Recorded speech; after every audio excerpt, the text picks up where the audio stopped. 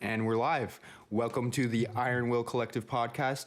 This is Elliot, joined by John, and we are here with a couple of fantastic guests, all the way from Wales in the UK. We've got Morgan and Hawys. Hello. Hi there. Hi. So, Morgan Hawys. Yes, and I got your point too. We're not recording video because we don't know how to do that. So this is all audio. So you feel free to do whatever crazy stuff. Like, I'm over here. I'm not even wearing pants. So. Okay. I'll just yeah. Oh, we'll join you then. They're coming on. Well, that's the way. Comfort is above all here. That's what we want on the Iron Will Collective podcast. Is comfort. Cool. So pants off, dance off. Let's go. So, thank you very much for joining us today. This podcast, as I mentioned, our pleasure. So we basically just want to start, again, this is our first time, conversing in person. So if you guys would each like to tell a little bit about yourselves, we would love to hear it. After you, my darling. Okay. So my name's Hawys. I've been lifting. You can't see the but that's in quotation marks. For about 3 years now, and 9 months ago I met Morgan, and that's when I started bodybuilding. And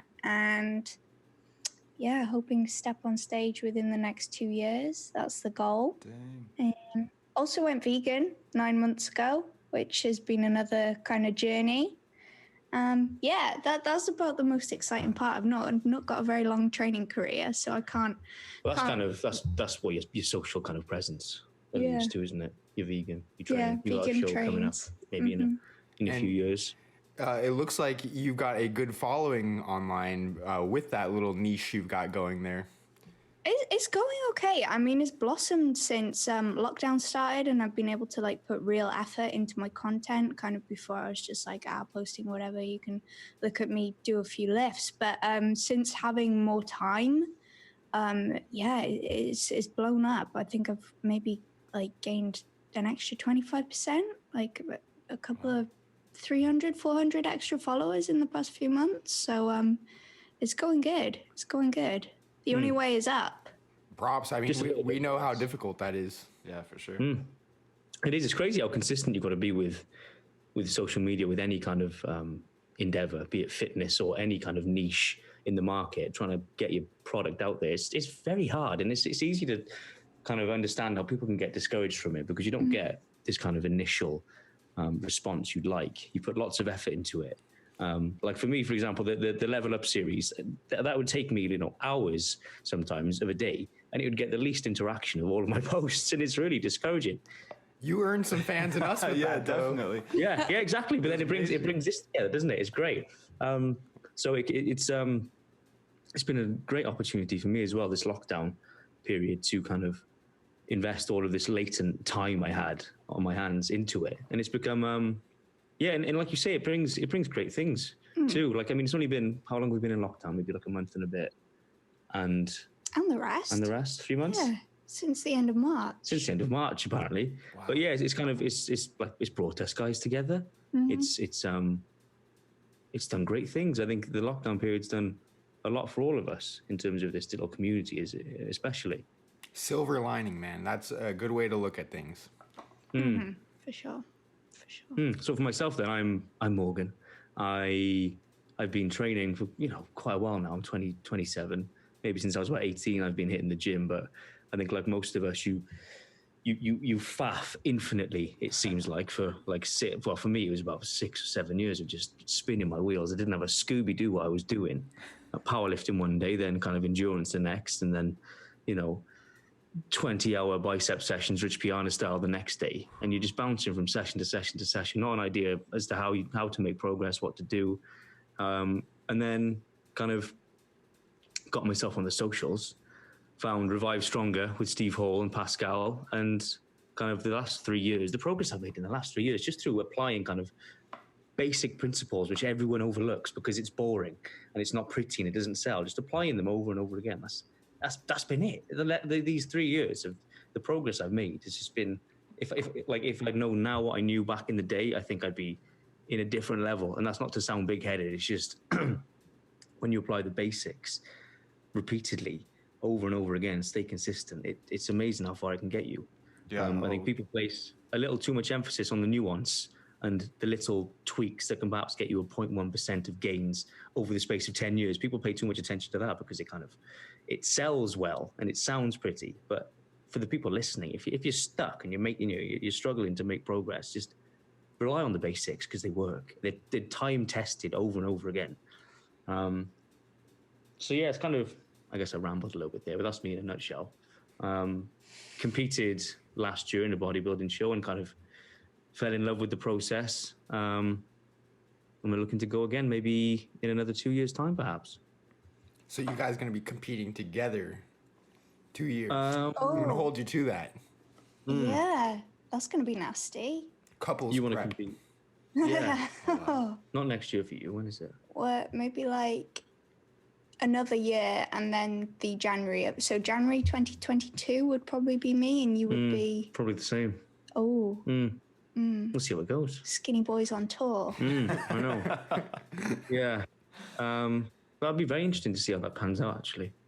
I know a few people, well, I know of one guy in particular who said he prepped with his partner and it made their relationship stronger than ever. And then they took some time off, prepped again separately, and it ended their relationship, literally. So inherently, I thought perhaps prepping together would be a recipe for disaster, with you both being in especially in the depths of it, in ridiculously hideous moods 24/7. Yeah. But perhaps you just get numb to each other's bitterness. Yeah, I mean, when we met, you'd just come out of a prep and you were weird. You were just so odd. And I don't know why I stuck with you, to be honest, for those 15 Because he's months. so handsome. Obviously, look at it. Check it out. For those of you listening, I've just taken my glasses off because they make me look infinitely more handsome. You could show them. Yeah, I got a whopping great big hooter as well. I know. I landed on my feet there. Jesus. So interestingly, we met at the end of the latter stages of the prep, and upon reflection, it's very interestingly, I thought at the time I was behaving like a normal human being. I thought I was very aware that I was in prep and that I was grouchy and angry and frustrated all the time. But I thought I was handling it quite well. But then it's not until upon reflection, everything Howys has told me and everything my family's told me, they said, dude, you were an absolute prick. I was like, honest to God. And then I'm looking back, I'm like, that's not me. That's not me. I handled things fine. And then my mum said, no, you made me cry in a restaurant this one time. I was like, did I honestly? And looking back, it's incredible what that kind of putting yourself in that position physically and emotionally, what it does to you. It basically tricked me into thinking I was fine and I was acting normally when it couldn't be further from the truth. You were like you had multiple personalities. I didn't know which one I was going to get on any which day. One day you'd be fine and normal, and then you'd be very quiet and sullen, and then you'd just get really weird and start making funny noises, and then I'd be napping for all of the day. Yeah. So in summation, I don't know how we're together at this stage. No, but we are. We are, yeah. Rather, I think it's fantastic that you guys are together. You guys seem like a very powerful couple, and I hope you stay together. Through prep or not, like you guys are gonna make it happen. That's amazing. Thank you very much. Yeah, incredible info coming from you guys. We do our best. Yeah, we try, don't we? No. That's all any of us can do is try. And I think, the message that we're all collectively here trying to spread is one that's very important for humans of any creed, race, color, lifestyle situation. It's important stuff and people need to listen. So thank you for helping to be a part of the solution. No, for sure. The more I know, it's something which I've struggled with is kind of with the social media and trying to get messages out there to help people. I almost feel like at times I'm trying to rewrite the script where that's not the case. It is just repackaging the same message. Yeah, drip feeding. Yeah, and passing it on to more people. That's all it's about. And the kind of the moment I realized that, it kind of just, all the stress just went. It's just, it's all just about helping other people, be it the same message, be it a completely different one, as long as you're repackaging it and, and other people are hearing it. I think a lot of my following at the minute now that I've gained are actually younger women. So they're kind of like 16 to 21. They've just started with their fitness journey. And what they're posting at the minute is kind of that stuff. And you put your hand in your head in your hand and you're like, oh, honey, no. But on the flip side, you get to help them. And like you start planting these little seeds and they start seeing what you're doing and the results you're getting. And then they're like, oh heck, maybe she kind of knows what she's talking about. And yeah, it's amazing. And the amount of them now who are kind of like dropping into the DMs and they're like, oh, you know, could you give advice on this? Could you, like, I'm not an expert. I'm just telling them what I've heard up from somebody else. But it's just spreading that same kind of message. Everybody's getting the good stuff and not the, I'm going to work my under booty, upper booty, lower booty, thigh booty, side booty, inner booty, every kind of booty there is. So you're telling me that you're not preaching to your following that they can spot reduce fat? I mean, I might have said that once or twice, but no, for sure, definitely not. No. Only if you buy my program can you spot reduce fat. Oh yeah. Only if. And drink the green juice. The green juice. That one weird trick that we all know. Oh yeah. As long as you got just that click discount code and credit card details. Yeah, exactly. But it is specifically tailored to you. So. What's that? The program. Oh yeah. Yeah. Put your name at the top of the spreadsheet. Tailored. Yeah. Tailored. Yeah, that's it. Tailored. 6-week. T-Tox. Booty blaster sold. 6-pack, 6 minutes. Okay. 6-pack, 6 minutes. That's it, mate. We got this. What are we trying to help people for? We could be making a fortune. Yeah. I'm already sold. Yeah. Just sign on the dotted line. So you've all heard it here first. We've got the groundbreaking program here from Morgan. Everyone go buy it now. Link in the description. Amazing. No, it can be pretty difficult to distill that good information and, as you said, repackage it in a way that it can be relevant to people and kind of strike them at the right hour.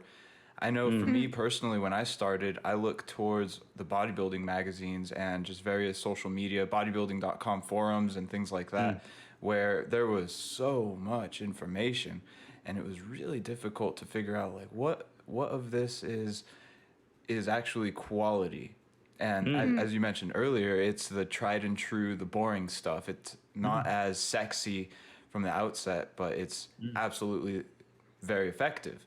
So I think a lot of people, they look for that exciting kind of stuff initially because it seems like, oh, well, this must be the most cutting edge. This must work the best. I'll take it. And so that's where a lot of that information kind of just goes to live and keeps going around, making its rounds on the social, and can be really difficult to cut through. Yeah, because it's never really discussed that fitness it's your life. Until you die, you have to take care of your health. There's no quick fix, and for whatever reason, well, obviously because it doesn't sell, because it's not pretty, it's not covered in the magazines, it's not sold as a program, and unfortunately, it takes people so long to figure that out. And in the meantime, all of these magazines are, showcasing Ronnie, Phil Heath, all these dudes kind of Natties. Drop sets, you got to do these, you got to do this, you got to do that, you got to do the other, and you'll get the results in, maybe in a couple of weeks, but it's like, where'd you go from there? What do you do next? We need that 60-year plan. I know. Where's the 60-year plan? Exactly. Yearly undulated periodization. I know. Yeah. 1 year on, 1 week off. That's So it's unfortunate that the basic stuff doesn't sell, but I guess that someone's got to make money somewhere. Yeah. So if you can sell. You're doing it, man. Like your humor that you add with your content is huge, I think, as far as speaking to someone who may not have listened to that before. So Thank you. No, it is something I've focused on pushing a little heavier, because I think the fitness industry can get a bit dry sometimes. Oh, yeah, and there's this new wave of people taking things way too seriously, you know, like hoods up, getting in the zone. I got to get dark for this set. No, it's not that dark. It's not that dark. Don't worry, man. It's so frustrating to see this, because I was going to allude to it in my post today. When people see this kind of, because it looks impressive, it looks intimidating, sexy, it looks sexy, but for people who want to invest, they're like, fucking hell, you think I got to do this every time I go into the gym? Think of my mum dying just to get into the zone. Gotta get dark. I don't want to do that shit. No. So again, it's just another way that people, I think, because again, it's so big and it looks, oh, these dudes are so jacked and they're getting so into the zone. It makes the front pages. It's like, no, you don't have to. You don't have to, you know, sacrifice your mother every time you do a deadlift set to get in the zone. You just got to apply the basics over and over again. And that's fitness. That's like summarized in the blurb of one of these fitness magazines. That's all you need to say. But again, it doesn't sell. So sorry, people. But fortunately, we're in this, you know, this age now where we are so connected. I think even 7 years ago maybe 10 years ago when I first started out, I didn't have, Instagram wasn't around in the capacity it is now. It was just very much a kind of, what were the forums back in the day? Oh, you had T-Nation. T-Nation, yeah. You had a few others. And again, even on those forums, there was so much conflicting information, but it was being said, it was being packaged in such a convincing way that once you're lost, you're lost. And unfortunately, the age of social media for me wasn't around back then, so I couldn't hop on and find all of these reliable sources like Steve Hall and Pascal and you know, Renaissance periodization, all of these amazing top minds. They weren't available back then, just to kind of set up the dust. So I can understand for people in that position now, it's much easier just to find out what works, thankfully, because these people are becoming more and more prominent in the industry. At the same time, though, you've got some crap you got to dig through to get to those people, because you've got like for every Mike Israetel, you've got a Vince from V-Shred. I don't know if you guys know who he is. He's just someone that we hear so much bad things about, but he's ultra popular. So yeah, and he runs on every ad of every fitness video I see. How does he do that? How does he do it? Money. Oh yeah. Well, yeah, you've only got to take a look at what's going on in the background. He's walking around in his mansion with his pool behind him, telling you not to eat X, Y, and Z foods because it decreases your testosterone. Yeah. But if you buy my program, though, let me tell you, you will get results. Okay, Mr. V-Shred, thank you very much. So that being said, let's all get on the V-Shred program, and then it's going to up our game. Like, it can't not. It is. We can eat the same foods, but because we bought the program, our testosterone's going to go up instead. That's how it works. Even Hawys is. Great point. I know, exactly. I mean, I can't wait. I've always wanted a mustache. Yep, everybody loves a good mustache. See, I bet that took you about 2 weeks to grow, didn't it? This one's been in the works for about 6 months. No, not. I'm definitely in the many months here. I don't grow facial hair very prolifically. No, I'm in the same boat there. Digital high five. Yeah. Actually, can we touch elbows? I'm not trying to get the corona. Yes. All right. So, you guys have alluded to the fact that you, I know how I said it's been about 9 months since you've been on the vegan diet. Has it been 4 months or live long and prosper? It's been, no, that's my unofficial vgang. Oh, okay. So the gang sign. It's only me that does that, really. But no one else does it. Yeah, that's probably why my family don't like me very much. I'm walking around like this, yo. Well, that and you're making your mom cry when you're dieting down. So first the vegan signs in her face, then making her cry. Yeah. Well, we'd love to hear more about what got you into your vegan diet, and also if you could just tell us a little summary about the way that you like to structure your eating nowadays. Okay, so I started cutting out meat before I met Morgan.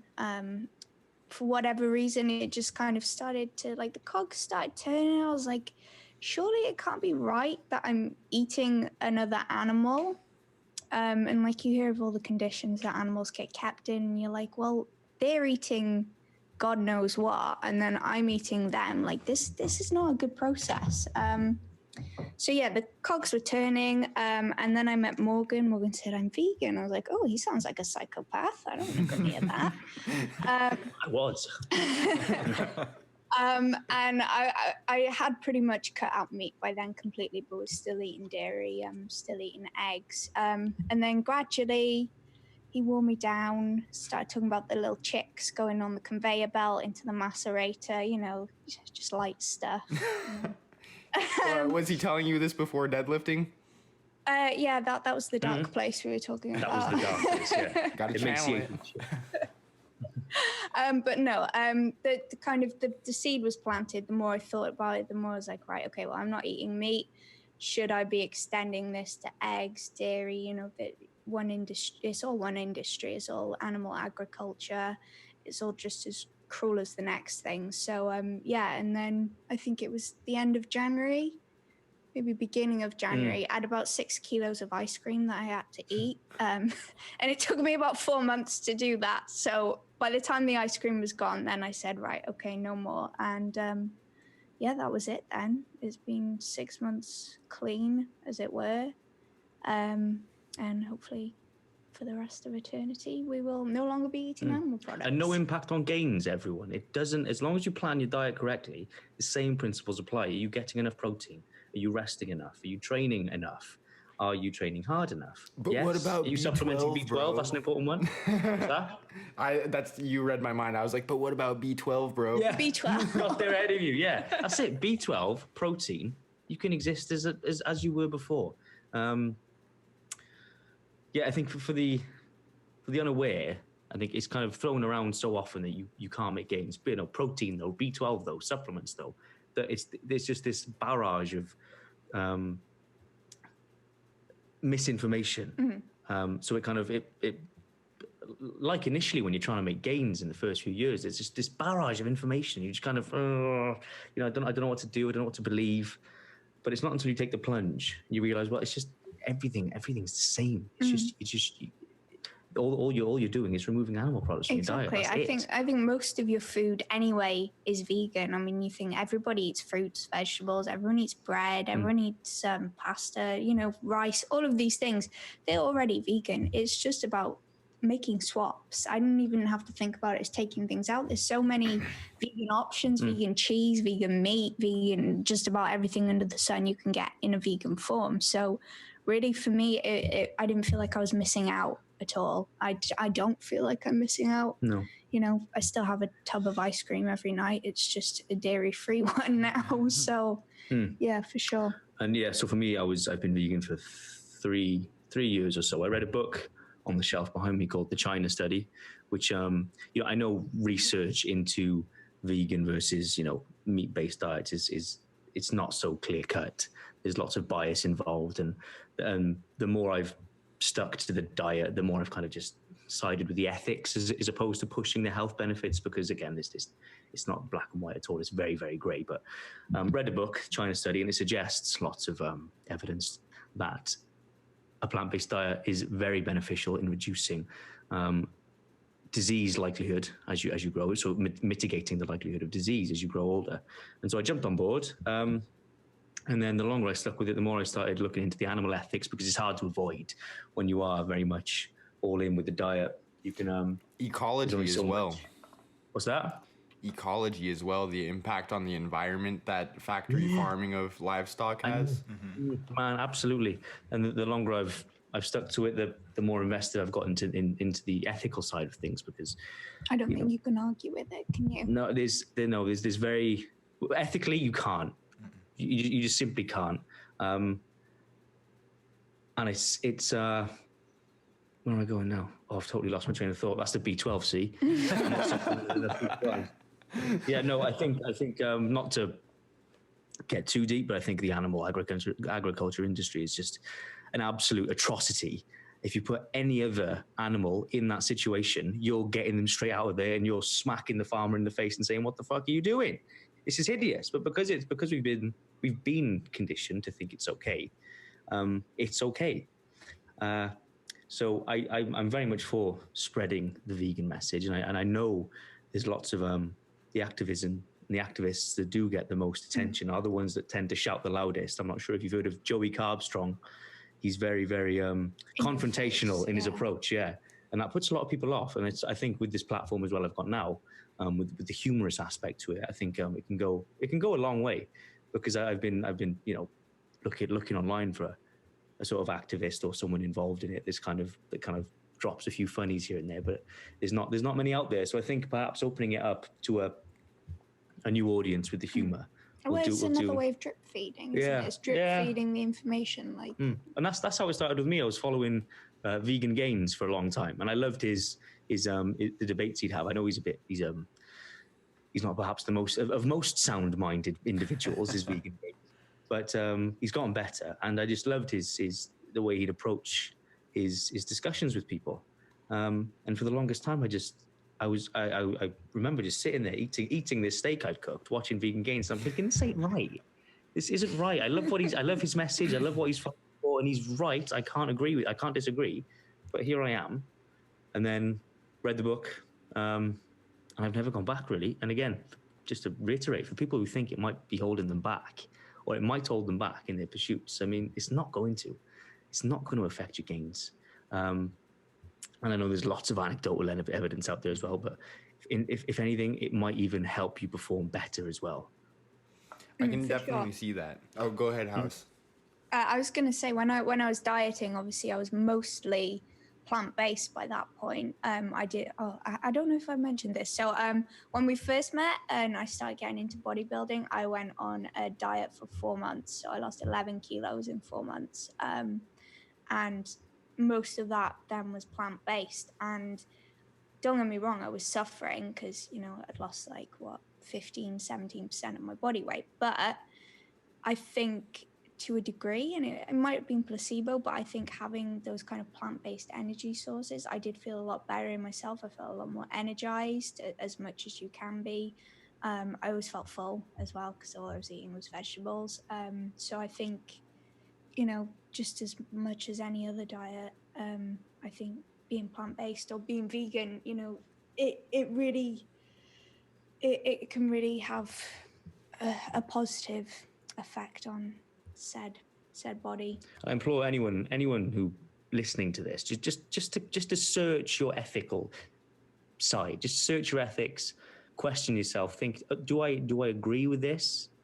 If I don't, why am I contributing to it? I very much push for the ethical side of it now. Obviously, it's fitness is my game, and that's what the platform is all about. But I implore people to search their ethics and figure out whether or not they actually want to eat meat or not. From that respect, I don't want to kind of derail the conversation here, because I know it can get a bit heated.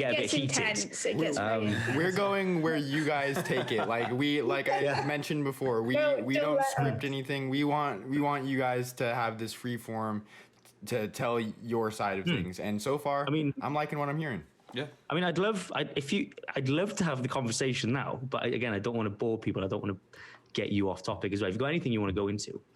No, man. Well, let's have this conversation. Do you have anything that you'd like to ask, John? Well, not necessarily a question. I just wanted to agree with your point in terms of looking at it ethically, because in my past, I had gone vegetarian for a few years, and that was due to ethics, but I was really young and naive, and I did not know how to sustain that diet. I tell people I was more of a junketarian, so I felt like crap. That's a good point. I felt like crap. So actually, that does lead me to a question, and that's have you guys?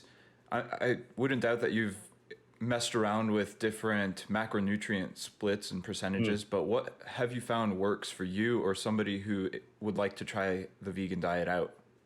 So interestingly, I've always tracked my intake. So it was the same before I was vegan to what it is what it was then. It was the same. I had the protein, carbs, fats that were the same.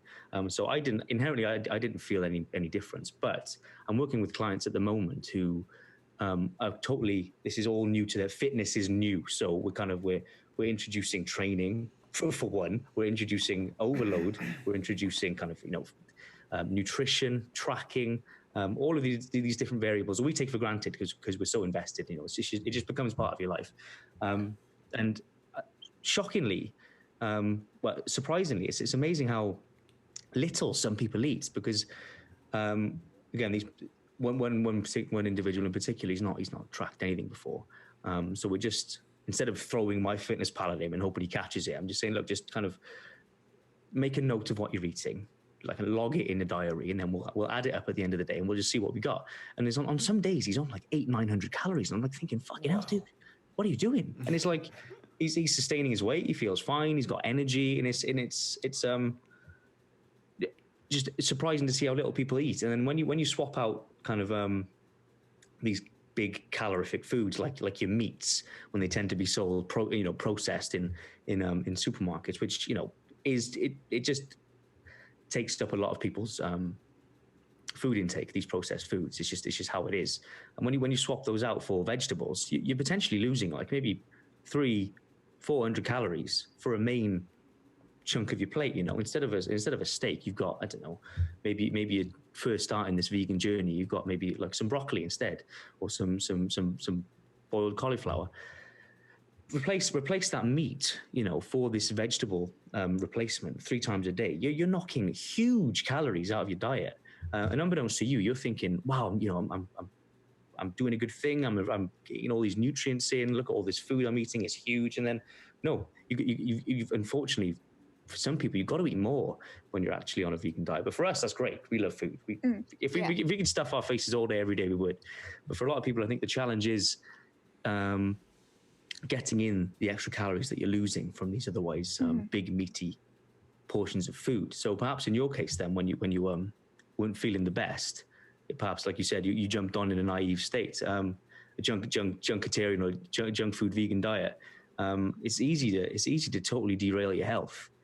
For sure. I think you definitely need to plan ahead. You need to have that understanding that you're not just kind of eating what everyone else is eating. You need to be making conscious decisions. You need to be making sure that you're making up what you need inside you.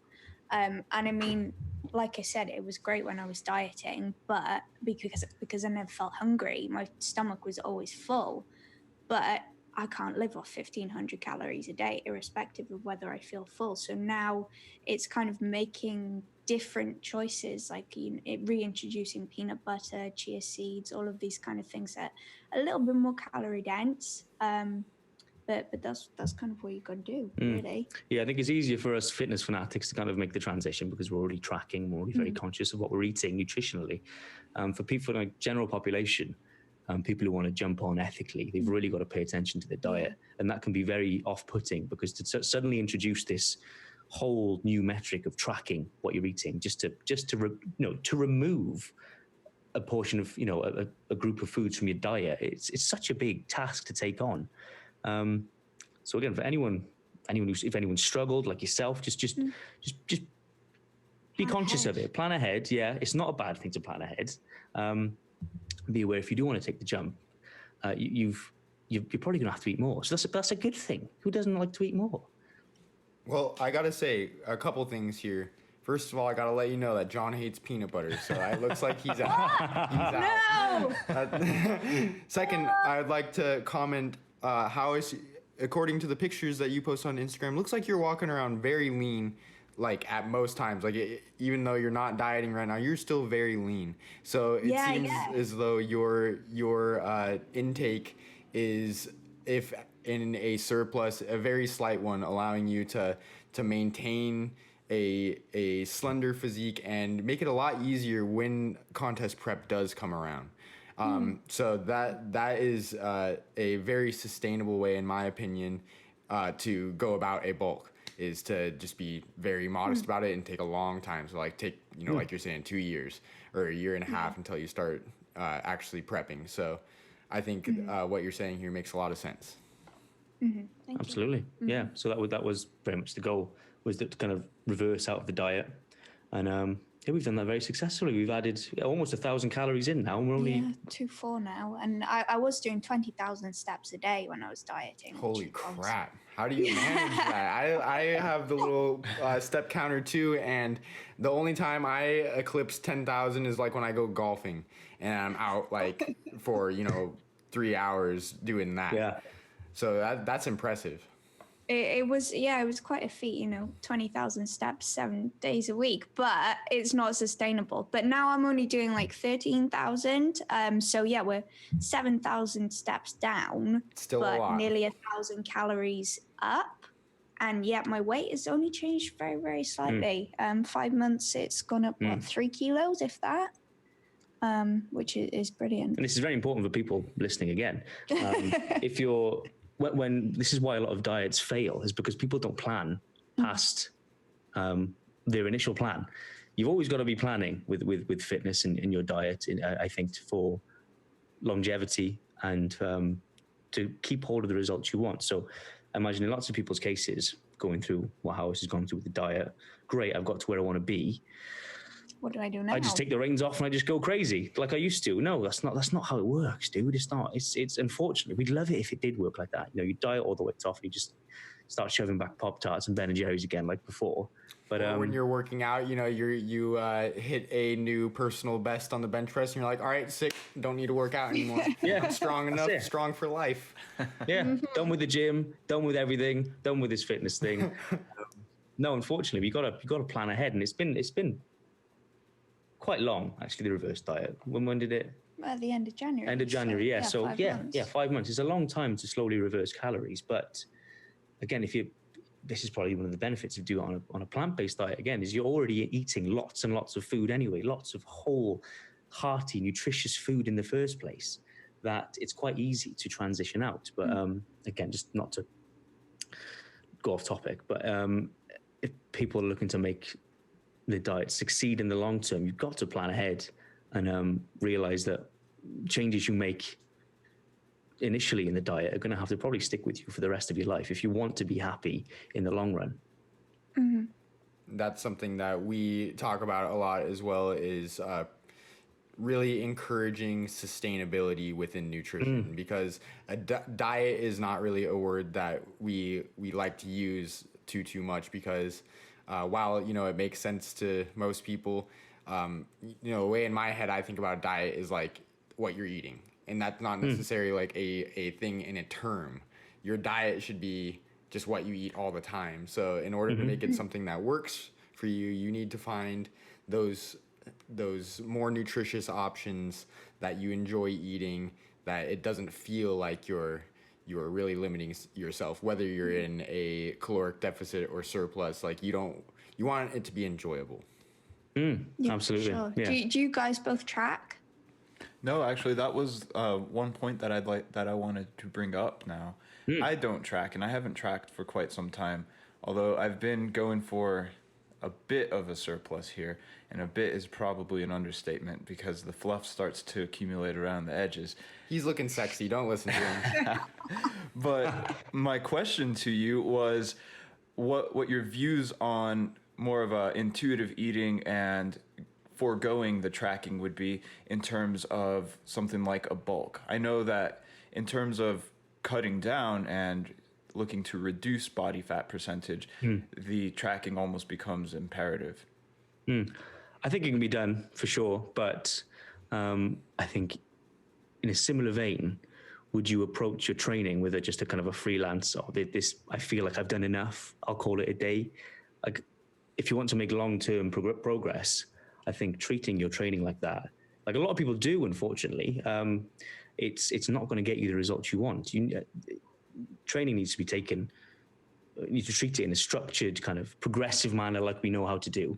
And we can see our results then. We can quantify them on paper. Like, this is how I'm making progress. I'm comparing, week to week, month to month. I can see it. I think if you want to get the most out of your training, obviously nutrition is synergistic to it. I think you should treat it with the same respect you do your training. I understand it's not for everyone. And I understand some people do track intuitively and make progress too. Yeah, But I was think going to disagree with you. if you want to, Yeah, let me wrap mine up. If you want to optimize your training, I think you should treat it with the same level of diligence that you do your training. This is why you guys are a couple, finishing each other's sentences here. Perfect. I know, yeah. One of us has got an English degree, the other doesn't. The other one got a music degree, which he doesn't use. Hey, that's sick. We're musicians ourselves, so that's really cool. Oh, really? We actually find that there are a lot of parallels you can make between fitness and music. And that we can go for a long time. Hey, SG, nice. Oh, awesome. That's a real Gibby, too. It's a Gibson SG, man. I haven't played this in so long. But... All right, you're going to have to serenade us on the next podcast. Yeah, I'm already inviting you back. Come on, get practicing. So, go on. Yeah, okay. So my side of that is, like you said, you've tracked before. I think when you've done it for a long time, you kind of get to that point where you can't help but add things up in your head. You can't help but think, oh, I know roughly what this is, what's in what. And I think in a surplus context, you've just got to eat quite a bit, and you know what maintenance probably looks like. So you just add a little bit extra on the top. And I mean, maybe if you were really keen to keep everything nice and lean, or as lean as possible, then tracking would come into it. That's what I've done because I wanted to stay lean. But, if you're kind of just like, well, whatever, I can lose weight the same way that I've gained weight, it's not really a big deal, I'm not really bothered about staying chiseled, then why not? I think I have a bias because I like to track everything. I just love that degree of control with my kind of bodily pursuits with fitness and training. So that's probably why I'm leaning a little heavily more towards the tracking side of things. It certainly can't hurt. No, exactly. I think it's all boils down to you and what you want. If tracking is a little too meticulous for your lifestyle, if you don't enjoy it, if you think if it's too constrained for you, then then obviously not tracking is going to be better in the long run because you'll adhere to it longer. So again, this is all niche, individual based. So search, question yourself first. Don't jump on something because someone else is doing it. Understand that it might not work for you, and just evaluate and go from there. Really. Yeah. Everything's worth a shot. So in that vein, what are your thoughts on other metrics, tracking things like sleep? Mm-hmm. Do you guys do anything like that? I'm aware of my sleep, and I kind of take measures to make it better if I feel it's suffering. But Got it's a good not. teddy bear? Oh, I've got Teddy Bear. He's down here somewhere. Bless him. Teddy comes out when he needs to, but for 9 times out of 10, my sleep is rather consistent anyway. Got to be grateful for that, for sure. Definitely. Yeah. I think just like when again alluding to the surplus, I think in some cases you're going to have to eat beyond what's comfortable for some people to gain, because again, gaining fat's okay. Gaining fat's easy. Gaining muscle tissue in a productive way is very, very difficult. So knowing how much to eat to definitively promote that muscle growth is perhaps a little bit gray, is another gray area if you're not tracking. You feel full, so okay, I'll stop there. Whereas you might need an awful lot more. But again, nuance. Everyone's different. It's gonna be completely different for me as it is to the next person. So what sorry, go ahead. Sorry, I was just going to say I have no knowledge of my sleep, like how good or bad it is. I know if I've slept badly, and that's about it. And I mean, I don't think it's done me much harm, really. I think for us, we're aware of how important sleep is, like for you guys as well. But for the newbie, again, I remember I didn't used to. I'd never get 7-8 hours sleep a night ever when I was first starting out. Yeah, maybe am I taking it for granted? Yeah, I think we are. I know that I need to sleep X amount, but I don't know it down to the minute. Yeah, and obviously when we do suffer, because we know sleep is integral to our performance. If we are suffering with sleep, our performance is going to suffer, and we know there's a correlation there. But for those who are unaware, sleep is massively integral to your muscle gains, man. And your well-being in general. Yeah, your Absolutely, your yeah. mindset and Let's not everything, like forget that. it all everything can slip when you're not getting that sleep, and that is something that all it takes is, you know, one late night waking up and having to go to work early in the morning on 2 hours of sleep to tell you like, wow, I feel like trash. So Yeah. But a lot of people don't make that correlation. people want to burn that midnight oil and work hard and think that that is the most important thing. When like, hey, like I think sleep is pretty darn important. So John and I, we're very serious about that. Plus, it feels awesome. It does. Sleep's cool. And you don't. How old are you guys? I'm 26. 25. 26, 25. Yeah, we're getting to that kind of. We're not. We're getting 1 foot in the grave. We're getting past our teenage youth, where, you know, we have responsibilities, we have a life, we have things to take care of. We can't just dick around all day and go to bed at 3 a.m. So sleep is a little. It becomes a nice luxury almost at times, isn't it? It's something you can, like you say, you learn to enjoy it a little more as you mature. Definitely. I had to start tracking my sleep personally because I had a really long bout of insomnia and found that when I did get to sleep, I had trouble staying asleep, or I wouldn't spend enough time in the deeper cycles of sleep. And so therefore it wasn't as restful. So through consistent tracking, I was able to, similar to the way that you view nutrition and logging workouts, I was able to make improvements and evaluate the data and say, okay, well, whatever I did that night obviously did not work. Scratch that, start over, try again tonight. And so I was able to hit consistent sleep that way. Really, really helpful.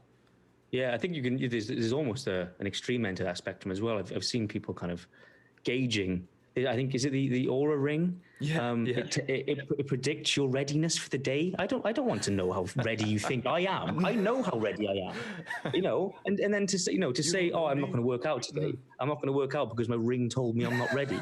Come on, listen to Skynet. They know. I know that is Skynet. The aura ring's fucked. It's Skynet.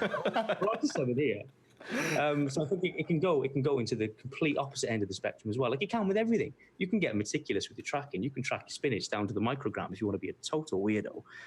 But it's probably not going to be of any benefit at all. And we're talking marginal gains at this point. Like perhaps if you don't chase your workout today because your aura ring said you're not ready, maybe you will perform better the next day. But is it really going to be that much of an impact in your long-term kind of gains? I don't think so. Again, there's a balance to everything, isn't there? As you realize, again, as we mature a bit, I know we're still young, we're in our 20s, but you do realize very quickly as you grow into your 20s that there is certainly a balance with life. We can't be in the gym dicking around for 4 hours anymore. We have to structure other things and responsibilities in our life as well. So balance is king or queen. And Prince, I think, would be to be analytical about the advice that you take, and something that we really stress to our audience is to take everybody's advice in this fitness and health realm with a grain of salt, because there are so many ways to do it, and there's no one size fits all way to eat, to train, to recover. So it's very important. So like what you were saying earlier, Morgan, how you tried, multiple different disciplines in your training. That's really important thing for someone who wants to make this a lifestyle, because you're not going to know what's going to work for you unless you try it. Yeah. Definitely. Yeah. And you got to have fun with it. That's what the post today was about. If you're not having fun with your training, it's not going to work long term. And people get discouraged because I think a lot of people are led down that this is fitness, this bit here. Only this bit. Whereas, the niche is about this big. To everyone watching, I'm like holding my hands up in the air, presenting a massive cloud of niches in which you can choose fitness from. There's so many things so many avenues you can go down. Just bodybuilding or weightlifting is just one of so many. Actually, the only one is CrossFit. Oh yeah, you're right. You're absolutely right. CrossFit is one and only. I'm sorry, guys.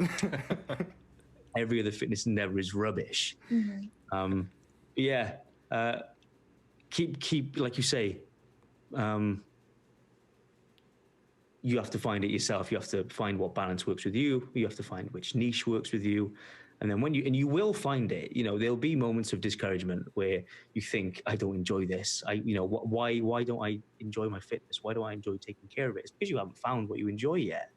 That's really it. And then when you find what you enjoy in terms of your fitness endeavor, then you learn to understand how synergistic your nutrition is to make it better in the long run. And that's when it starts to blossom then. So you you almost find your niche eventually, and then it just blooms from there. All these, like the sleep and the nutrition, you realize it's so integral to get everything to work optimally. So if you are struggling with your current fitness endeavor, just try something else, because there's so much out there. So I think a good way for people to think about this with the musician's mind is that everyone has different taste in music. No two people are going to like all the same bands and artists and everything. Everyone's going to have their own influences and tastes. So it's a very similar with fitness and nutrition. Like, to expect John and I to have the exact same taste, like, I'm not going to give up peanut butter just because he doesn't like it. I should hope not. Yeah, I'm definitely not. I love that stuff. But I know. But people, if people can, make these connections to things that they already understand, it can help them to see the real importance behind this. Absolutely, sure. yeah. I think that's a really important point, actually, is a lot of the time people find it difficult to make a connection with fitness. It seems so alien, and like I've said before, my family aren't particularly supportive of what I do. They haven't been in the past. They just don't get it.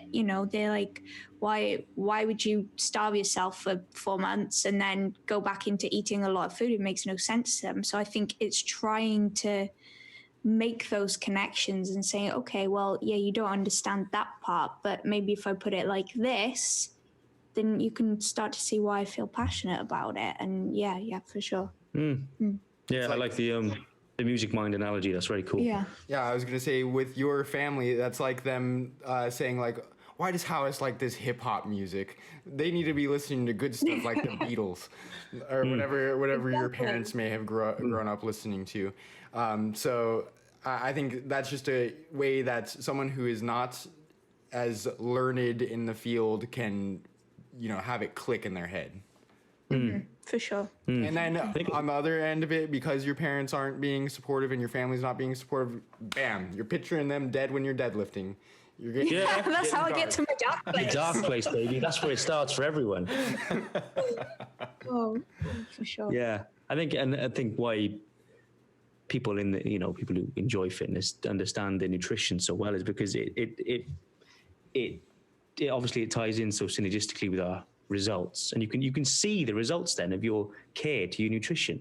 It actually has an outcome. It has a result. Whereas if you're just approaching nutrition because you want to get healthy, you're perhaps not going to see the results of your labor for a very long time. So tying that in with a fitness pursuit and getting them to work again in this synergistic manner where they're contributing, helping one another, it's a good way to get people to understand how important their nutrition is. And as a coach in the field, one of the biggest challenges in being successful is to develop those communication skills. So the more tools that you have in that toolkit there, the more successful that you'll be at being able to be a positive influence on others. Yeah, for sure. Yeah, it's just something I've taken for granted, really. I mean, I've only worked with clients up until recently that I've tracked and understand the nutrition before, and it's kind of only takes a few to come to work with you that haven't been tracking to make you think, oh shit, this is actually quite a weird thing to kind of, well, not weird, just it's quite a small amount of it. Freak. Yeah. What you mean? You track what you eat? It's like, yeah. Don't you? No. And neither do all of these people over here. And it's like, what? It's just me that's doing this. And it kind of is. I don't think many people do track their nutrition that 20 degrees. So like you say, it's very important as a coach to be aware of that and not just dump MyFitnessPal on someone's plate and say, have fun, see you in 4 weeks. No, like you say, you've got to adapt and overcome and put measures in place to make things adherable in the long run. So I think, already for me, and that is something that I have struggled with getting people to even try is hopping on MyFitnessPal to just, because I don't, when telling clients to pay attention to their intake of food, I usually will give them just like one of those little portion control sheets first, where you do like a fist-sized portion of vegetables, that type of thing. But I usually encourage them to try tracking just for like, a week or something, so they can start to learn the nutrients and the calories in the foods they like. One that when I first started tracking a couple years ago was pasta. You never realize how little pasta is in one serving and how many calories are in that serving. So it's so easy to overeat. And that's why tracking when trying to cut for me is like essential, because I will overeat, like no questions asked. I have to weigh that out and I have to put it in the app.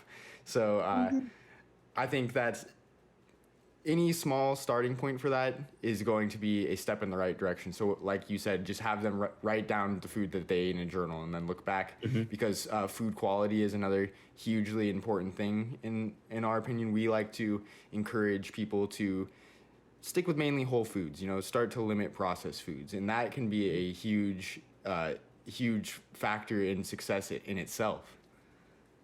Would you say it's more difficult being in the States and trying to do that? I mean, I don't want to force a stereotype onto you, but you've not got the best reputation. Yeah, the society and how people are raised here, nutrition is definitely an afterthought. Like in school, we don't learn nothing about that. Like we had to go off on our own to learn anything about the basics of nutrition. And I'll tell you what, I'm really happy I did, because they don't tell you this shit. And what we have when you drive down the street is fast food everywhere. Easy, delicious, calorie-dense, addictive foods that have very, very low nutrient density at every corner. But then you got to pay $8 if you want to get a salad when you can buy like a double cheeseburger for $1. Like you guys got McDonald's there too.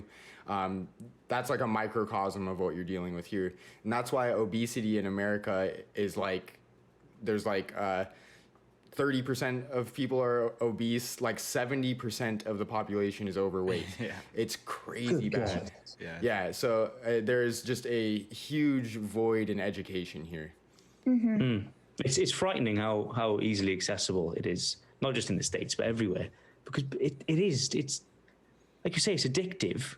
There's next to no nutritional value in it. It's a drug. You put that in any other context of a substance you'd abuse. That's a drug. Oreos, They should be illegal. Yeah, Oreos. Yep. Yeah, and they're vegan. I know. I can't even stay away from them. I can't even eliminate them now. You put that combo in a substance, and it's a Class A drug. You get caught with it on your possession, you're in jail for 10 years. But then I can walk down the road and get it twice in the space of 10 minutes, for a $5. How is that okay?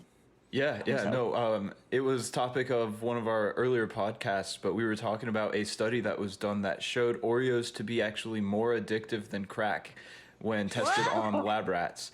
The rats, I think it was a 9 out of 10 or some very high percentage, opted for the Oreo and started with the center, as opposed to the opiates that they had available or the stimulants, the crack.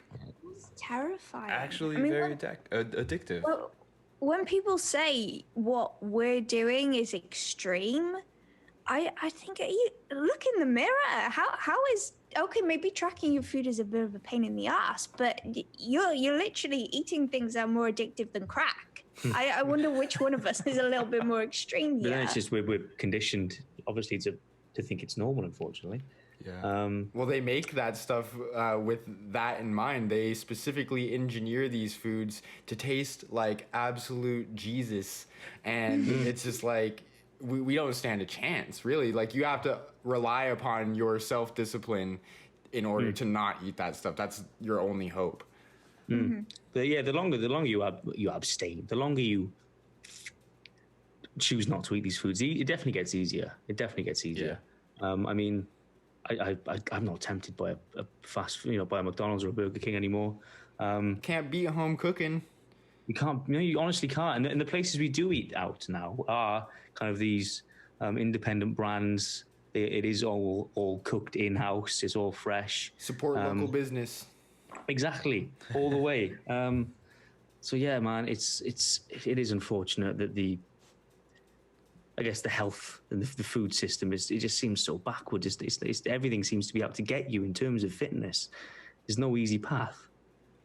Well, nothing good comes easily. So I mean, something that John says quite often that I really like is that you get to choose your struggle. You could either struggle with the long-term adverse health effects of living your life in comfort and in eating, these foods that are just super delicious but don't have any real benefits to them, or you can choose to struggle now to hold yourself back, don't eat so much of that stuff, and do a little bit of exercise, get your blood pumping on a frequent basis, and then struggle a little bit now and save yourself the pain of getting your foot chopped off because you got diabetes.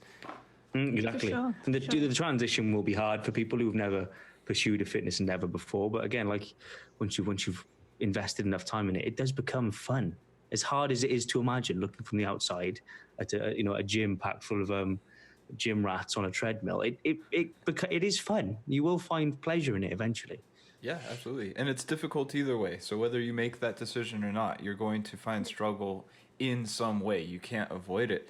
So I think choosing that option, it's voluntary. In that case, you run towards the pain, but have fun with it at the same time, because it's not in vain. It's towards something. So you're building towards a better, healthier, more energetic future, and see what you can do with that.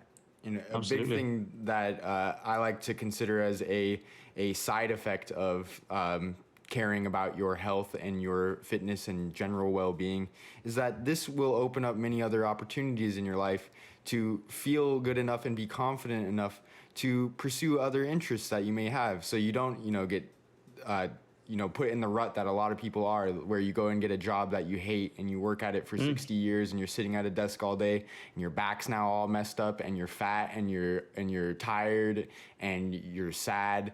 Like it's a domino effect. For sure. I think there's definitely a confidence that comes with fitness and with working on your body and with having those little successes every day that just makes you feel like I can do anything. I can hit the gym and sweat my ass off and build these guns. Like, why the hell can't I do anything else? It's brilliant. I think for me personally, it's, not to sound cliche, but it has really shaped who I am now. I mean, who I was 3-4 years ago is very different to who I am today. And it's all thanks to having that kind of structure, that routine, that those little successes, and then just feeling good in myself, like looking in the mirror and thinking, hell yeah, I'm happy with how I look. That's priceless. It really is. I agree. I think go on. That's why people find so much. Well, people enjoy it so much. It's a daily chance to feel fulfilled. You don't get that with many other things. Obviously, if you've got family is very fulfilling, but I think something you're actively working on a daily basis to seek this kind of it is an eternally delayed gratification. But to have that daily win, it eventually becomes part of your psyche subconsciously, but you'll always be looking for it, and having that path to achieve it on a daily basis, it's very, very healthy, and it does offer you lots of fulfillment if it's something you feel you're missing in life at the moment. Well, I think if it's not in your life now, everyone can benefit from adding a little bit, and something is always better than nothing when it comes to this. And again, it's an uphill battle to teach people this, because the apathy is so widespread. Yeah, for sure, man. So I have a question in terms of your guys' training. So I noticed with Hawys, you've been posting a lot of training at home. And I really would love to get you a squat rack. I wish I could provide you with that, but those front squats still look pretty cool. I would love that, for sure. Yeah, I don't think the shipping will be too expensive. You just send it over, we'll cover it afterwards. Yeah, no, easy enough. Yeah. But how's it been going? It's been going surprisingly well. When the gym shut at the end of March, I cried. I sat in the car with Morgan and I sobbed because I thought, this is it. Like, I've just finished a 4-month diet. I'm ready to make some gains. And now the gym has shut barely a month back into my training. So I was devastated. But luckily I had like a few bits and pieces that I'd kind of collected over the years. Have maybe about 30 kilos in weight, 2 pairs of dumbbells. And then I've just kind of been adding. So I bought a bench, bought a couple of bands, managed to get a pull-up bar. For the first time in 3 months, I've ordered 4 separate pull-up bars and only one has arrived. Wow. It's the gym equipment scarcity right now. It really is. It's terrifying. I couldn't buy any plates, couldn't buy a rack, clearly, as I've nearly knocked myself out a few times trying to do those front squats. But yeah, there's a scarcity because everybody's going for exactly the same thing.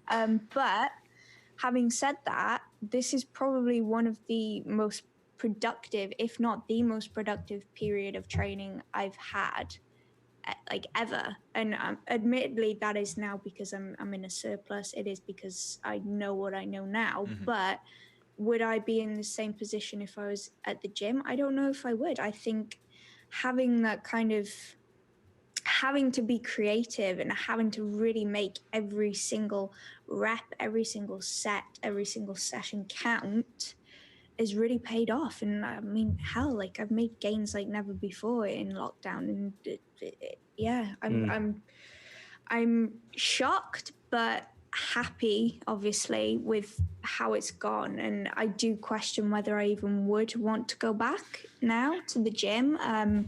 You know, there's, as much as it's great having that kind of range of equipment and that range of weights, and you've got your little community, there are some less pleasing aspects of the gym, like waiting for equipment. You know, our gym, there is only one of everything. So if somebody's on it, you've got to wait for it, or you've got to find something else. And you know, I work out before work, so I'm there at 6 a.m. I've got an hour and a half to get everything done. If someone's on the machine that I want, it's like, well, what do I do now?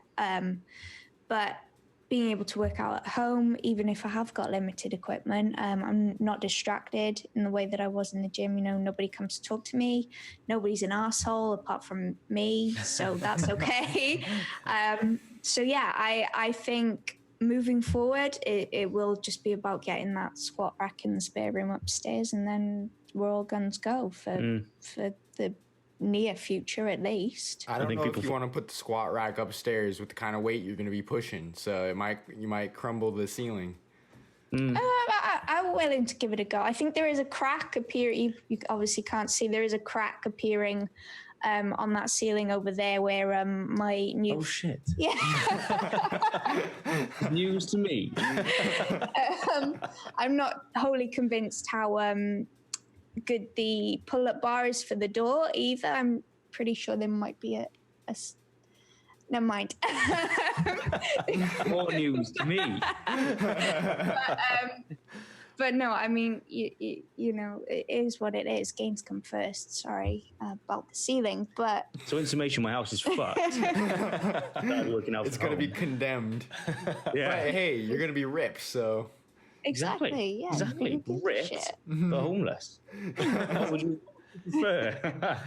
I think people have, hopefully this period of training from home has taught people to use the weight instead of letting the weight use them. Because I'm sure most people have... yeah, that's a good way of putting it, actually. Yeah, sure. Most people haven't got the gym equipment they'd have in a commercial gym at home. So they've had to make do with what they've got. And with that, there's certainly an art to getting the most out of what you can with, you know, like 5 kilo pair of dumbbells. So I think the transition for people going back to the gym will be a very good thing, because there'll be this new relationship with movements, how to get the muscle to work, how to feel it, as opposed to letting the machine feel you. You know, so I think this transitional back will be very productive for a lot of people. And I think it will really teach people to appreciate what they've got there, because another cliche statement is you don't know what you've got until it's gone. So hopefully, And it was gone. Oh yeah, oh yeah. Gyms here in Tucson, Arizona, have opened up about maybe 3 weeks ago. Yep, 2 or 3 weeks ago. So people are, trickling back in, and we're dealing with, I go to a couple different gyms, and all of them are having to implement social distancing policies and stuff like that. So I'm sure the same thing would happen for you. So at your gym, that would be with one piece of equipment per, one squat rack and stuff. That is going to make it even more difficult. So I think investing in some equipment for the house will be very worthy. And it's so surprising how much you could do with so little. I found that, at least with my training, because all I really have access to personally in my house is a barbell and a couple of weight plates. So I can get a pretty decent weight. Oh, and a small squat rack. It's a portable one, so I don't want to take that for granted either. It's been such a blessing to have. Wow, I'm so glad I bought that prior to all this craziness. But yeah, you can get away with quite little equipment and do a whole lot with it. But I found that through shutdown, there's been so much more emphasis on these bigger compound lifts and less distraction from, the people at the gym, the other people just faffing around. I'm stealing your word. And then Can we get a definition on that word first? I want to use it too, but I don't exactly know what it means. I can use context clues, but...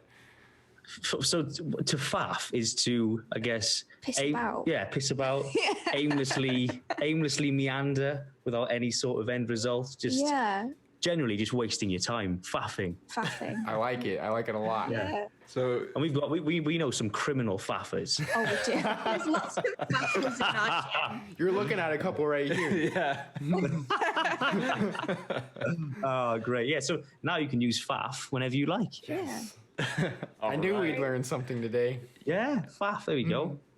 So to avoid those faffers over there in the gym, but as well as the distraction of all the other equipment, cable machines, and not to downplay these machines. They're awesome, and I wish I had some at home, but at least personally speaking, sometimes they were a little bit of a distraction. Like, oh, wow, what variation can I do today, as opposed to just a standard bench press.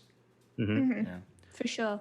So really driving down into those compounds has both helped with my strength, and therefore muscle size has gone up.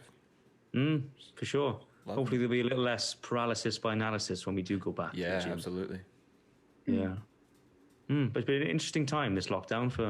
It's been an interesting 2020, really, isn't it? Yeah. 2020's been a bit of a faff, I've got to say. I don't know what it's doing.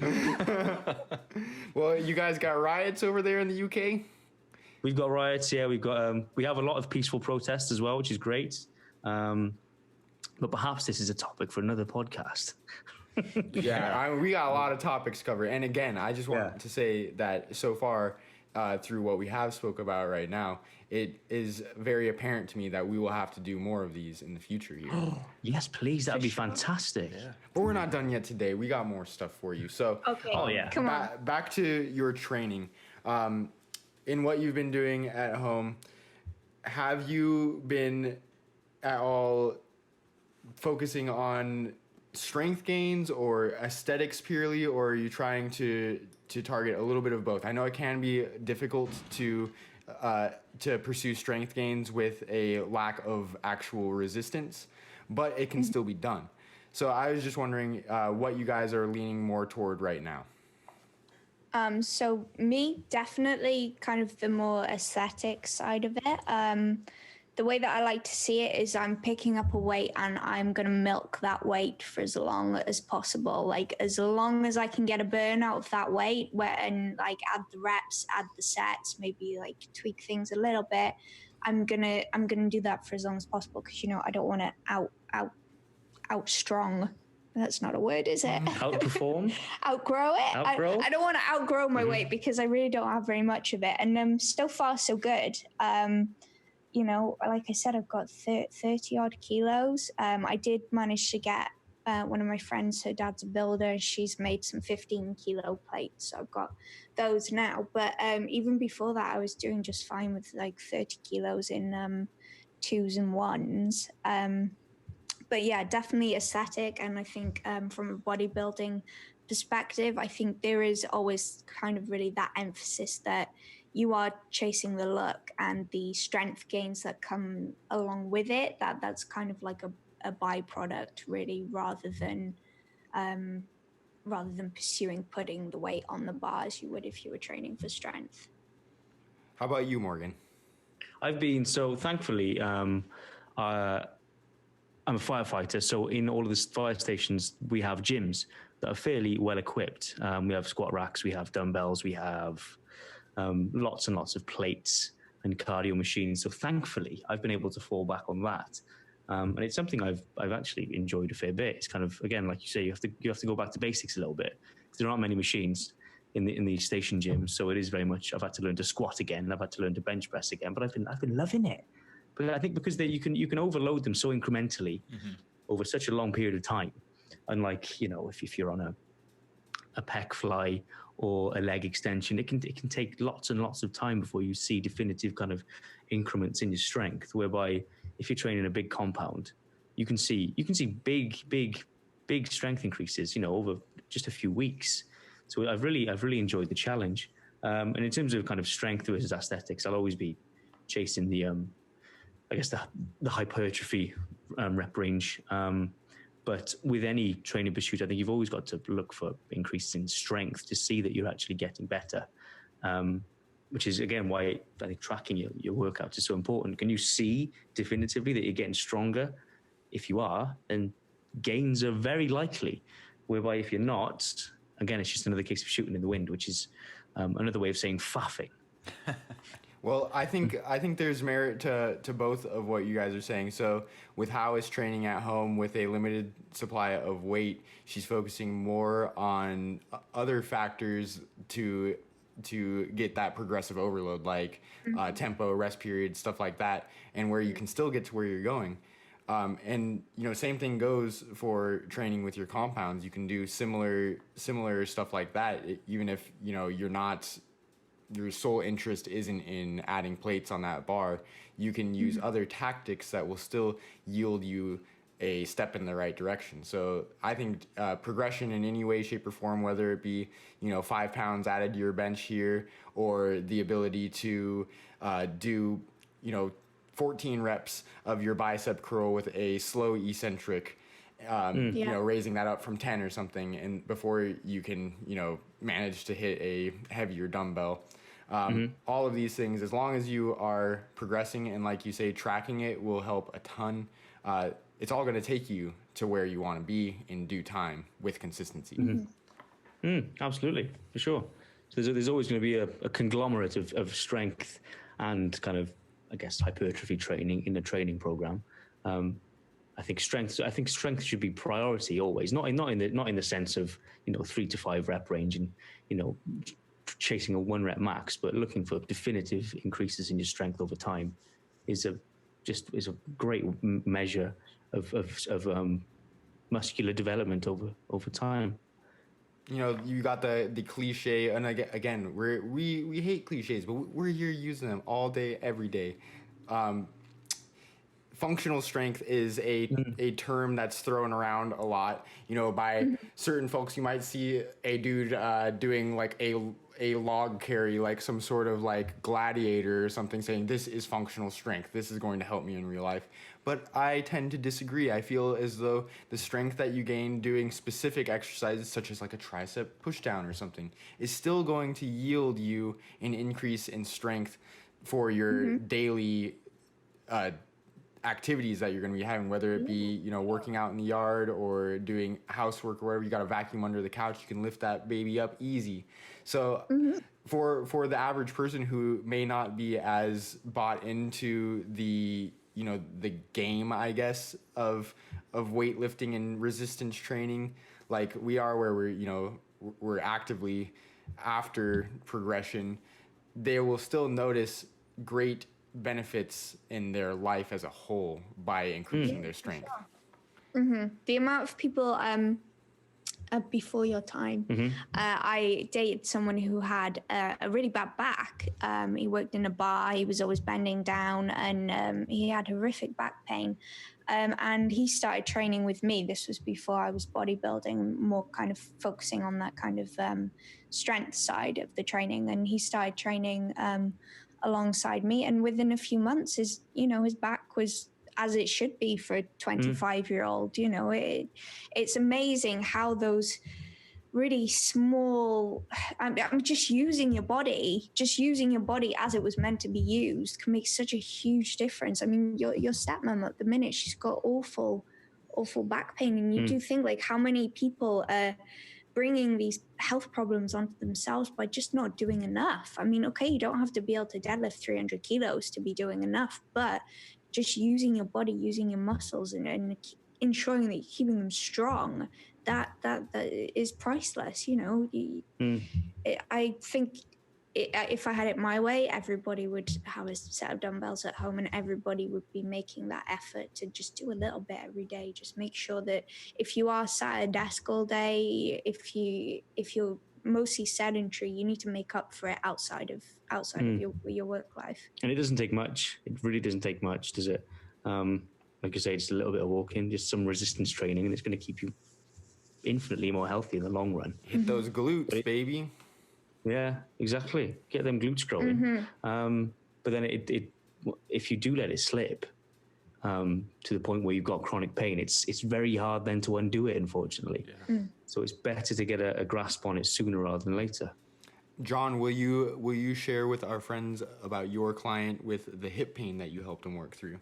Oh, yeah. Well, I have a client. He's an older male, maybe mid-50s, and quite overweight. This guy's overweight. So he came to me and he says, well, I've lost weight before and I always gain it back, but I am confident that I could lose it again. So really interesting relationship with food in that he just loved to eat. He loved to drink, but he realized it wasn't conducive to his overall health, especially in the long term. So he started to lose mobility and eventually actually lost almost full mobility of his right hip. Any kind of flexion or extension was just unbearably painful. So he was limping and had difficulty climbing in and out of his truck or doing anything. And so he came to me with the goal of, well, independence and mobility and wanting to go. I think he wanted to go on some type of a hike. It was a really important event for him, something that he would regularly do. And he was pretty sad to find out that he probably would have to skip out this year. So through some trial and error evaluations and figuring out exactly what the issue was, we were able to target the muscles that needed both lengthening and activation and put him on a program. He was incredibly consistent and was able to turn it around and now has full mobility and went from a constant chronic pain level of, he said, anywhere from an 8 to 10 on a regular basis to a 1 or 3 at worst.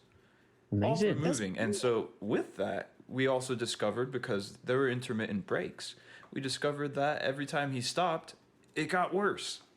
Who would have thought? So it was a revelation for him to come across that knowledge and figure, oh man, well, I guess I'm gonna have to keep moving forever.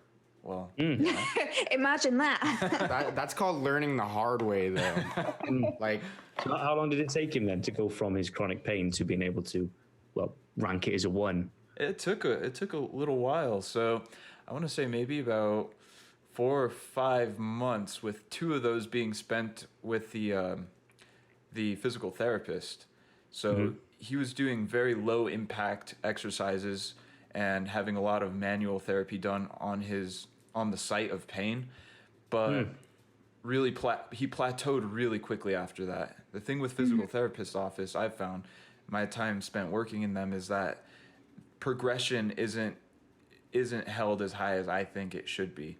It's they're really good at outlining plans and discovering what the issue is, but after a certain point, I mean, TheraBands and bodyweight exercises just don't cut it. So what worked for him was progressive overload on compound exercises and strengthening of his posterior chain, his abdominals. I mean, just a little bit of everything. Yeah, It took progression. exactly. Yeah, for sure. There seems to be some sort of hesitance when addressing chronic pain and injuries to expose them to exercise. You know, it's almost as though there's this overemphasis on, I guess. Well, it's a fear, isn't it? We don't aggravate it more. Yeah. Sometimes what feels like it might be bad for you might actually be the good thing. So it does seem very counterintuitive for a lot of people to start exercising when they are experiencing pain. But like you say, sometimes it's for the best, for sure. Yeah, I think that a certain mentality absolutely helps, because I've had experience with other clients, similar cases, and completely different mentalities, which really did not help them at all, and they ended up leaving with very little progress made. It's upsetting that, yeah. Yeah. You know, I mean, you can lead a horse to water, so... We clichéing it all day. All right, if you guys got more, we need to keep it rolling here. Gym proverbs. Brilliant. Yeah, no, I think what you said, you can lead a horse to water, but you can't make it drink for love nor money. Sometimes people really don't want to listen to what's good for them. They don't want to accept it. I suppose, again, it's tying into that fear. It's that unknown. Like, how can this thing that I've never done possibly be good for me? And I think, you've just got to put your faith in somebody else sometimes and just accept that there is no quick fix, and you are just going to have to put the work in. Maybe you'll have to be a little bit uncomfortable for a little while longer, but what would you rather, a few months of discomfort or a lifetime? And you can choose your suffering. So that brought me to my next cliche, but you guys got lucky because I forgot. So actually, no, I remembered it. It's called trust the process. Everybody's heard that one. That is something that, like you said, a fear of injuring yourself further is going to stop people from taking that first step, unfortunately. But to trust the process, to trust that this is how physiology responds, is through chronic changes in your activity level and in your eating. That is one of the only constants that you have. I know I said there's no one size fits all training, but that's broadly the one thing that any human can do to address these issues. Even probably animals too. Maybe like get your dog on a training program too if he's a little overweight. Yeah, exactly. Yeah, exactly. I mean, you treat your dog no differently, would you? If your dog's overweight, you put him on a diet.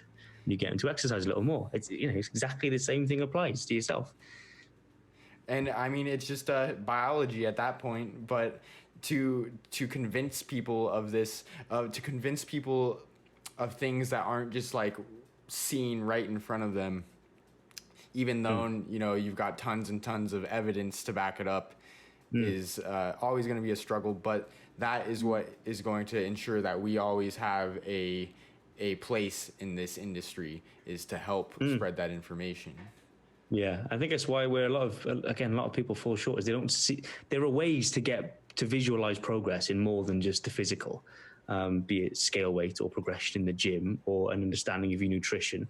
And I think a lot of trainers miss out on that opportunity to present their clients with, look at all of these ways that we can make progress and make things enjoyable and easy. It's not just pay me 30 quid for an hour and beast you on a treadmill and you come back next week. That's why people stop, because they don't enjoy it, because they don't see progress. And when you don't see progress, where's the fulfillment?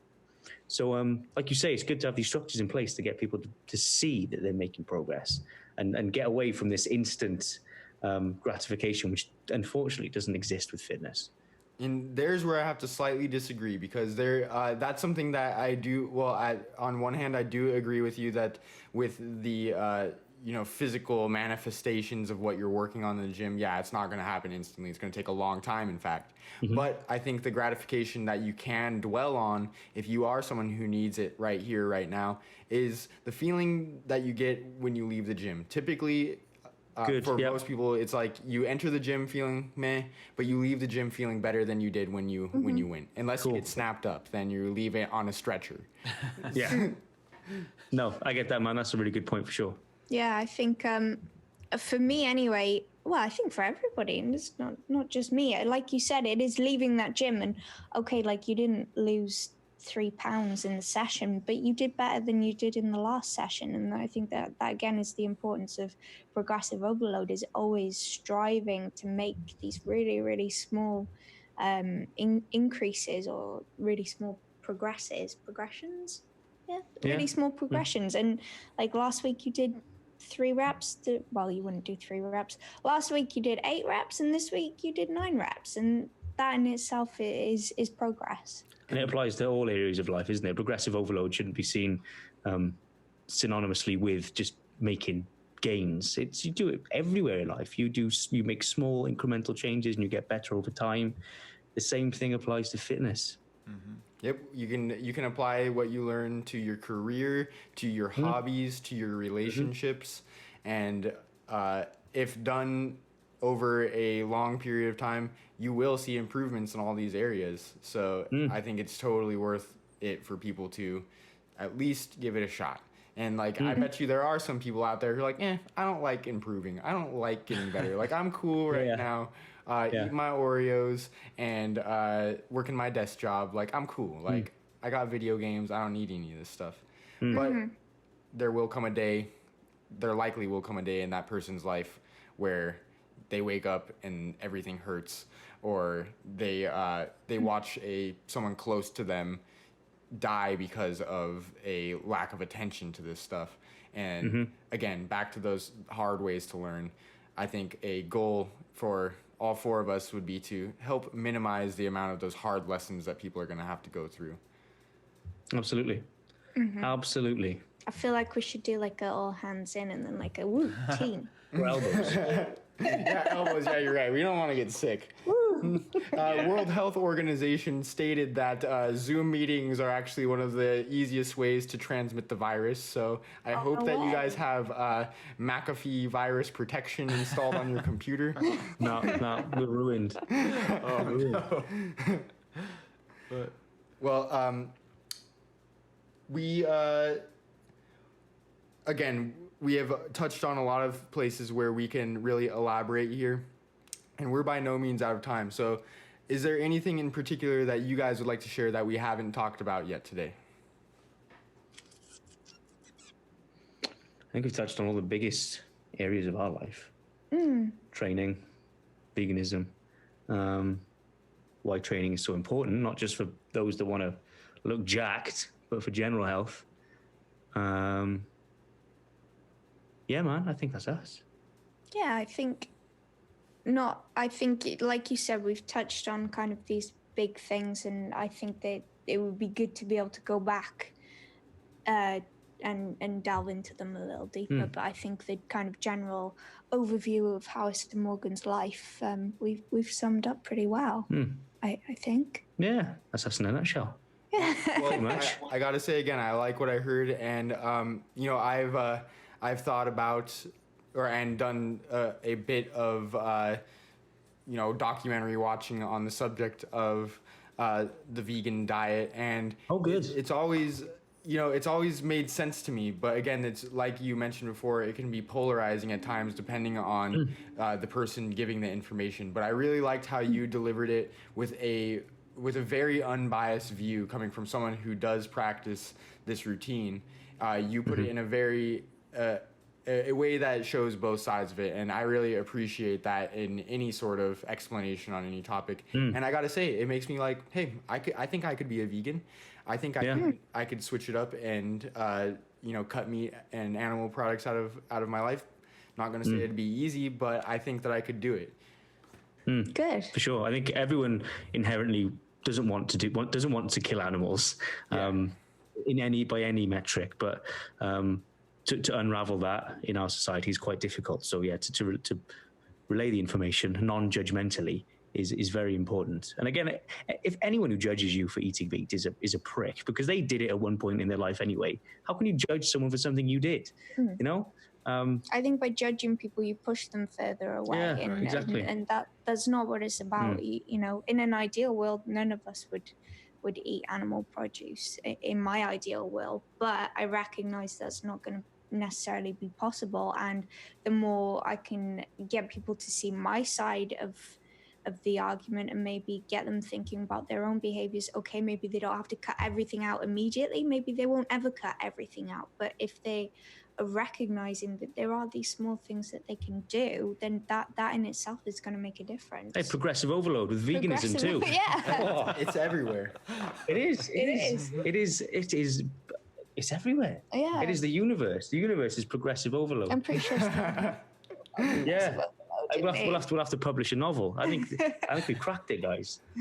All right, I would say that I'd edit it, but obviously my vocabulary isn't up to par if I didn't know what faffing was. So that's a very British term, I believe. So you're off the hook there. hey, we love it. Like honestly, anything that you have to teach us about how life is overseas there for you too, we're always happy to hear, because you've never been to Europe either, have you? No. Yeah, I've never actually left the country. I've never even been to Mexico, and it's like 100 miles away. No.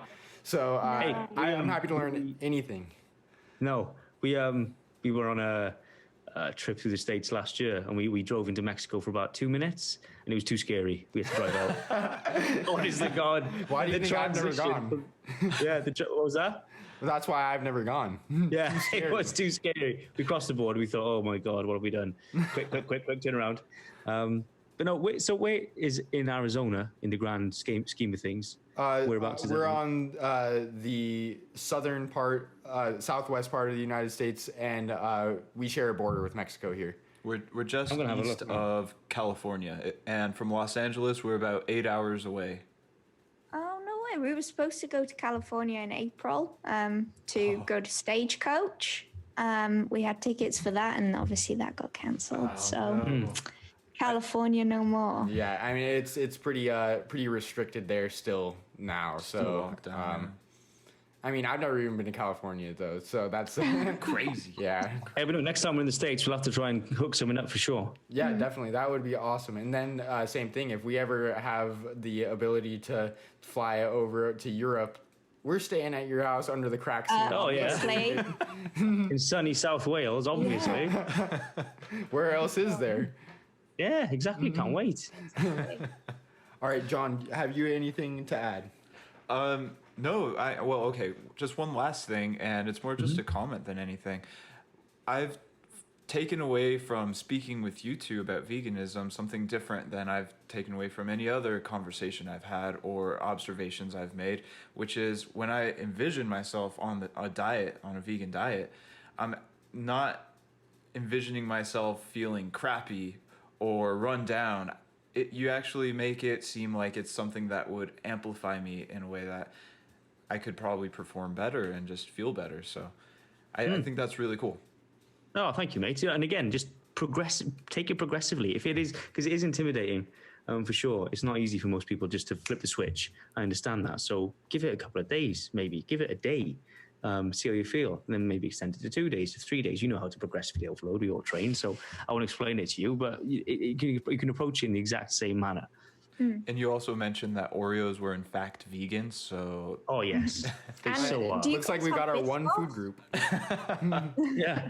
Do you guys have Biscoff over there? We don't, but I've noticed those on your posts, and I keep wondering what those taste like. Oh, how would you describe Biscoff? Is it American for speculoos? Do you have that? I don't... Is that Dutch? That's Dutch. I feel like I've heard of Biscoff though. It's like a cookie, right? Or is It's like it a cracker? it's a No, it's cookie. not. Is it? Yeah, it's like a long cookie. Do you have biscuits in the US? Is a like biscuit sweet or is a biscuit like savory? A biscuit's a sweet, chocolatey treat. Okay, so we call biscuits it can be here. chocolatey. Biscuits in America would be like this big piece of bread that you put gravy on. Yeah, big, like, crumbly. Yeah. No, it's great. Oh no. Oh, it is. Yeah, no, there's lots of vegan goodies, man. You won't be restricted at all. Don't worry about Well, No, for sure. we love vegetables, and that's one thing that in our help with nutrition for people, me personally, that's one of the first things I recommend is Lots of regardless. veggies. Yeah, exactly. First place to start is I like to think of veggies as subtraction by addition. So you're subtracting calories from your day by adding a nutrient dense, low calorie, high volume food such as your choice of vegetables. So I think It's a great way to go about it. I think I could sustain off vegetables alone. Yeah, And I'm growing a garden right now, so I'm gonna have some homegrown ones here pretty soon. Got some sweet Lovely. potatoes going. Got some squash. It's gonna be a good time. Nice. Wow. Now you're just showing off. Yeah, I highly recommend that you guys get into that too, because come the end of days, we're all gonna want to know how to grow food. That's gonna be very important. Mate, I'm surprised the zombies haven't started rising up after this COVID, to be honest. I thought that was the next stage. We still got 6 months left in 2020. A lot is left to be seen. Oh God, you're right. Let's not tempt it. Let's not tempt fate. All right, guys. Well, thank you a whole lot for joining us today. In parting words, I've got compliments for each of you. Hawys, keep up the good work with the physique, looking awesome. And then Morgan over here, outside of the shirt, traps are looking huge. Keep it up. Hey. Oh yes. Thank you very much. Thank you. Thank you very much. I'll take that. Massive compliment. Great. All right, guys. No, well, thank you guys. Thanks for having us on. It's been much appreciated. It's been brilliant. thoroughly enjoyable. Our pleasure for sure, man. So I'm going to go ahead and good night, Iron Will Collective.